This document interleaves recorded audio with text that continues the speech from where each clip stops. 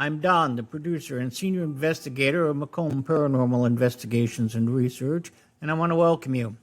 In this episode, we're diving deep into one of Michigan's most chilling legends. And joining me today is our regular guest and our lead investigator, Jake, who has spent years researching and investigating paranormal phenomena in the field. Today's discussion takes us deep into the dark forest of Michigan, specifically the Manistee National Forest, where countless reports have surfaced of a mysterious creature known as the Michigan Dogman. This case, Jake has extensive first-hand experience investigating, and together with me, we will share some insights, encounters, and the history behind one of Michigan's most fascinating legends. So, without further ado, let's bring in Jake, and let's get started. Hey, Jake. We're going to do an introduction today to the Michigan Dogman. You ready for this? Oh, I'm ready. Yeah, ready. You guys are good friends. We're best of friends. Best friends. Hey, tell us a little bit about your background. How long you been with the paranormal and what have you done? Uh, so my start was kind of what people call urban exploring, in abandoned areas. And one abandoned place that I was very familiar with was the Traverse City State Hospital, which Yeah. has a lot of activity. Yeah, And unfortunately, they made that into a lot of restaurants and stuff now, I think. yeah, turds. Yeah, Yeah, apartments, yeah, restaurants, fancy stuff, yeah. yeah. But they still have the chapel open, they still have the tunnels open, Ah, and so it's still something to explore and look okay. at. Um, but I had something weird happen there that kind of got me really believing in the paranormal.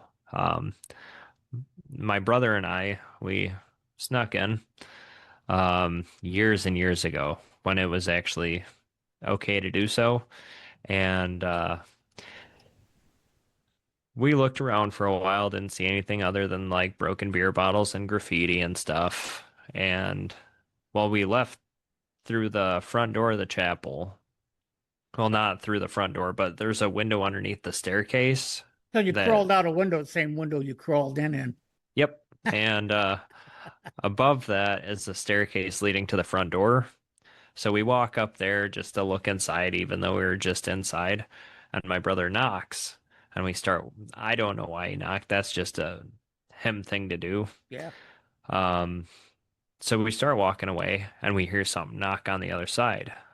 Mind you, there's a big window with bars, that you can see everything through. You can see the ground and everything. So there was no one in there. We were just inside. And I'm looking at my brother. I'm like, no way. And he's like, $5 says it won't happen again. As soon as he said that, knock, knock, knock. And well, I was a bit creeped out. And he looks at me. He's like, You got to be careful what you wish for in the paranormal. so Maybe he says, they're looking for ghosts. Come on, don't be surprised when you find one. oh, I wasn't looking for ghosts that day. I was looking to explore. Ah, But he says, $10 says it won't happen again. We wait around. Nothing happens. He pulls out his wallet and he's got $7 in there. So now that the question is, was it there when he started, or the ghost put it in?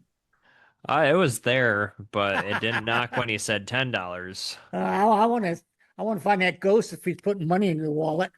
I want to. My brother's had some weird things happen, and he didn't put that $5 that he promised it to knock.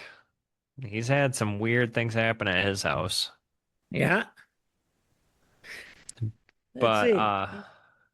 yeah, that got me into it, and ever since I've had some weird experiences. Yeah, be careful. Things follow you home, Yeah, I think especially when you piss them off and don't give it what you promised. yeah. So the frightening things that have happened to me have happened at my brother's house, and I think it still follows him to this day. Yeah, that happened to my son. My son was a cop also.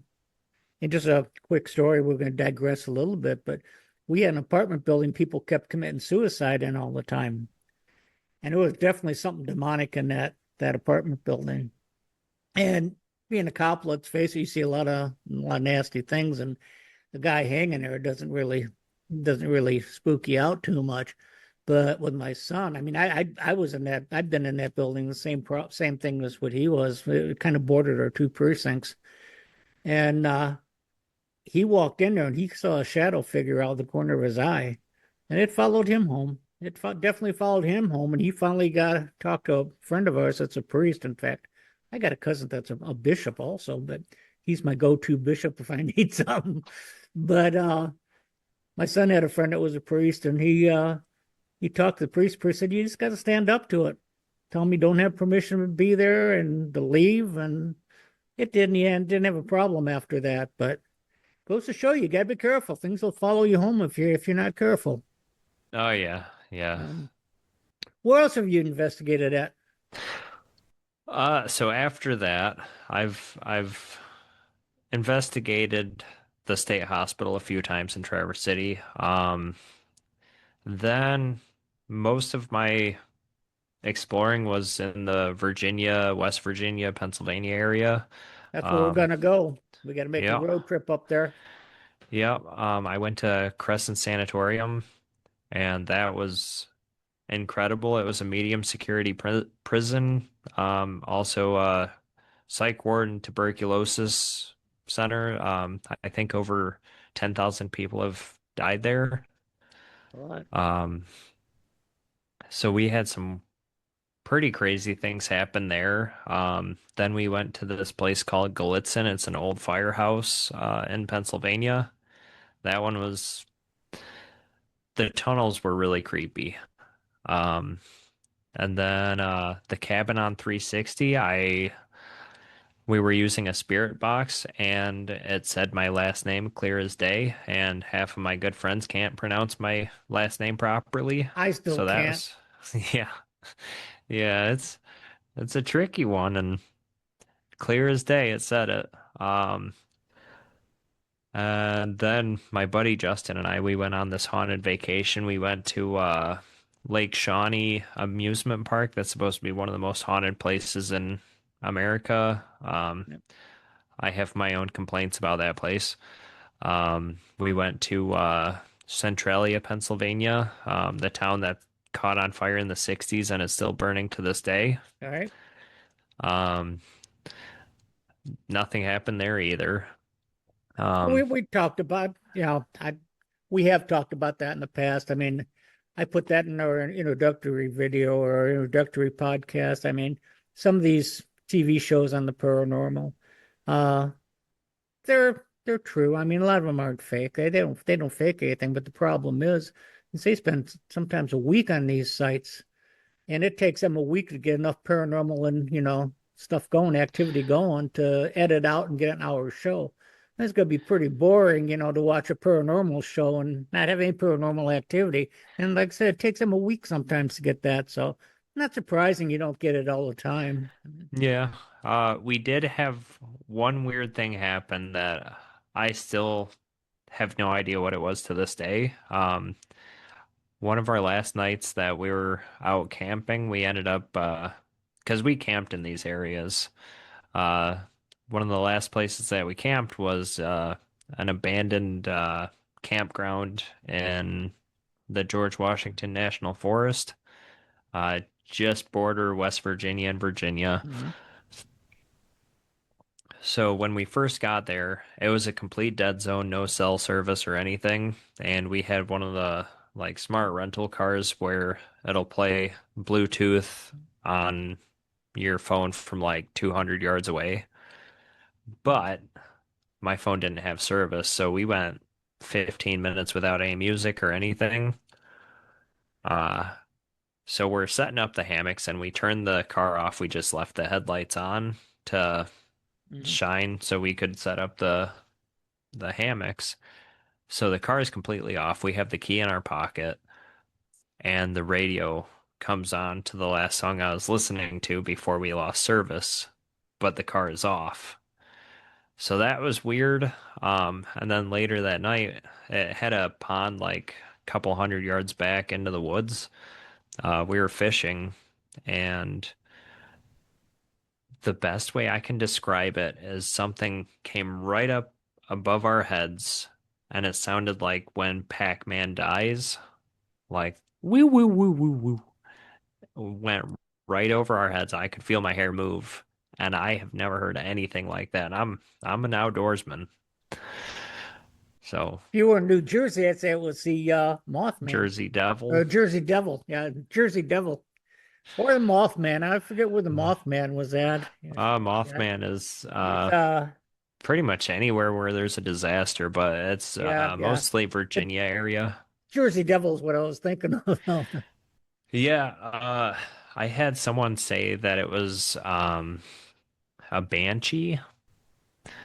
Yeah, good old Ireland. Yeah, yeah. I don't know what to make of it, but it sounded exactly like when Pac-Man dies. Ah, well, you didn't die. You hear a I banshee, didn't. it usually means you're gonna die. Yeah, We, I'm we got good. a we got a video. We got a YouTube video on the banshee. Oh yeah? Yeah, it's on there. You have to watch that one if you haven't watched that one yet. I produced that one a few months back, I guess. So you grew up in the Cadillac area. I did.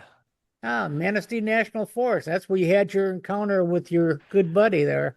I had my encounter in Hoxeyville, which is only like 10 minutes from Cadillac, Okay. but all Wexford County, that's where the legend Yeah, starts, the which dog man. yeah, I don't think it's a legend. It's not. There's Um, something to it. You know, when so many, it's like Bigfoot or anything else, when so many people see something, they have the same description of everything. There's got to be something to it somewhere. so some some people would argue and say it's called a tulpa. So many people believing in one thing makes it come into reality. And I don't know. It was something weird. You want to Well, hear the story? yeah, you ran into it. Like I said, you're good friends with the dog man. I want to hear all about it. I okay. So my brothers were playing a football game in later October, and this is northern Michigan. We had fresh snow on the ground. It was a clear, cold night, like probably low 20s. Um, and I hadn't shut up for weeks about live trapping animals. So I got to have my friend come over after my brother's football game because they were going to their friend's house to have a party or whatever. So he came over and he wanted to see my traps to see if we had like a fox or a raccoon or something. So I said, okay. It was about midnight, somewhere around there. It was dark. But we took a flashlight, a BB gun, and a pocket knife. Gotta stay protected. Um, With a BB gun. yeah, we have a lot of coyotes in the area. You gotta shoot them in the butt and scare them off.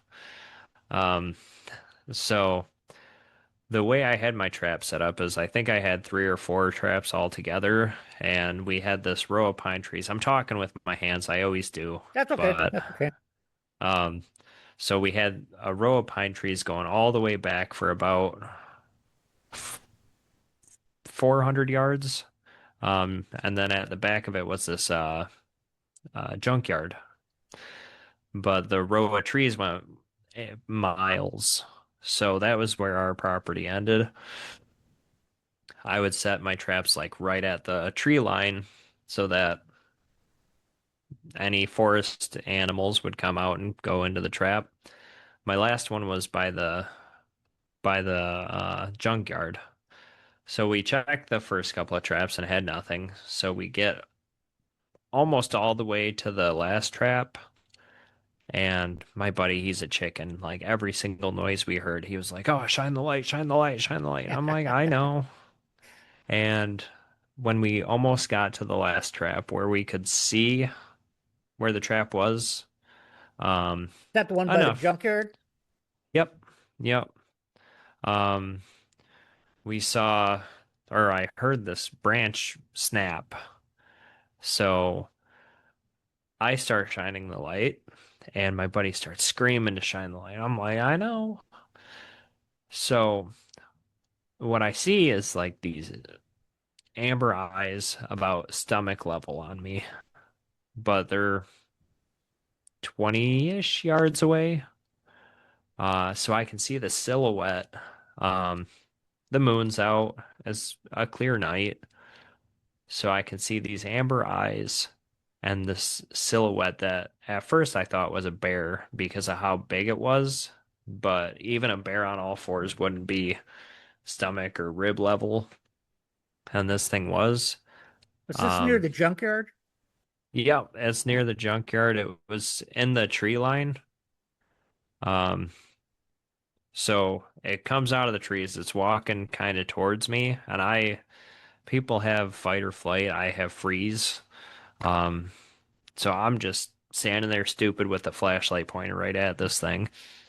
And it came out far enough to where you could tell it was out of the woods, um, out of the pine trees, and it stands up. I'm 6'4". This thing was Yeah, you're well a big over my guy. head. Yeah, it was at least a whole nother head above me. At that point, I unfroze and I kind of look at my buddy to see what we should do. And he's all ass and elbows, like halfway back Yeah, to my house. he was a smart one. He was, but I caught him real quick. And then in the morning, we went out there with my mom's digital camera and we went to where we saw it because we weren't going back out there that night. So we went out in the morning and we found dog tracks that were the size of my hand, which I got big hands. Dogs don't have paws No, that big. no. And you can definitely tell the difference between a bear and a dog canine print. I Yep, mean, they the got bear the is going to extra pad. they got the extra pad, and you also on a bear, you're going to see the big claw marks on it too. Hmm. And I mean, a dog doesn't have those big claws like a bear does. Yeah, and bears are a lot wider than they Right, are right, long. right. Yeah. So I know it was a dog track. It was probably, That's that's yeah. huge. Yeah. That's huge. I have a picture of my hand sitting right next to it, and it was, I think the claws were a little bit longer than my hand. Oh, you should have bought that picture. I guess you guys show that to me sometime. Once my mom finds her camera, I will gladly. I'm planning on printing That's it off. that's that's something. Our timer just came up for 10 minutes. Did you see that? Mine came up for 7 minutes now. 7. Okay. Let's see. Let's move on a bit. What kind of animal do you think that is? You think it's Uh, paranormal? You think it's a cryptid? You think it's something that we just haven't discovered yet? See, we can tie that up in these 7 minutes here. so I'll try to be quick. My thoughts is there's been records of werewolves for Oh yeah, hundreds, if not thousands of years. Like way back when I think the 13 or 1400s, there was the Beast of Gévaudan, and this entire village saw this werewolf type creature and it killed a couple of the residents. Then you have the Beast of Bray Road, all right. um, another werewolf type. Mm-hmm. They'll and then since the 1800s, people have been seeing the dog man, whether it be some sort of extra dimensional cryptid or something. I think it is a physical flesh and bone animal. You think it's a skinwalker of some type? So there's a lot of theories on it being a skinwalker, and like that's another one that's gone back thousands of years with Yeah. Native Americans. They'll say skinwalkers will turn into dogs that walk upright. I mean, even Egypt, you have like Anubis, and Right. yeah, that And the, was the big. in the pyramid, some of the paintings in the pyramids show. Hmm. Yeah. Yep. Walking Right. dogs, bipedal dogs. Yep. Uh, so whatever it is, it's been around for a long time, and I Well, think it's a lot. Native Americans seem to think that a lot has to do with the change. They're doing a lot of cutting of the trees and whatever in the Manistee National Forest, especially. And Mm-hmm. Oh they yeah. say it seems to appear. And then there's also every 10 years, like, a year ending in seven for some reason. I'm not sure what the seven has to do with it, but if that's the case, we got some stuff coming up in 2027. Yeah, that's 1 year. You You want to go out to the got Manistee National Forest and go exploring again? I lived through it once. You want to press your luck? Well, I'm older now. I can carry something bigger than a BB gun. Oh yeah. Yeah, yeah. And I'm a retired cop. I always do. So Yeah. Yeah. So I know if I'm not packing heat, you are. yep. So okay, Jake, that's pretty cool. I think we covered a lot of it. What we can do if you want to, we're running on short on time on this on a recording time here. We'll change it. Maybe we can make a part two. And we can carry it on. We can get in a little bit more deeper on this stuff, and we'll have a part two on this podcast. I have a lot to say. I know it's interesting. I mean, you know a lot more about the dog man than I do. So, like I said, you're close friends. We are. We've almost shook hands. Yeah, that's too close. That's definitely too close. All right, buddy.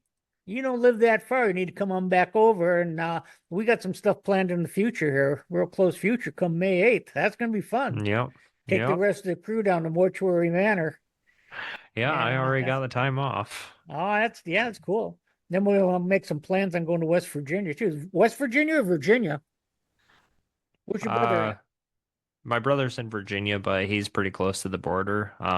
Crescent's in West Virginia. Okay, yeah. Go do some investigations in there, and then maybe take a detour coming back around. Maybe stop at Gettysburg. And maybe we can stop at the Mothman statue. Yeah, be cool. It's in West Virginia. Yeah, yeah. I don't know if I want to meet these things in person, face to face. I The might be like statue. your friend, assholes and elbows out of there. I don't know if I can Yeah. run that fast. So I'm getting old. I'm older than you guys, so I don't know if I can So, run that fast so anymore. all I need to do is outrun you then. That won't be hard. All right, buddy. Let's wrap this one up, and maybe we'll make a part two and talk a little bit more about it. Sounds good. All right, buddy. I'll talk to you in a little bit. Yep. All Bye. right.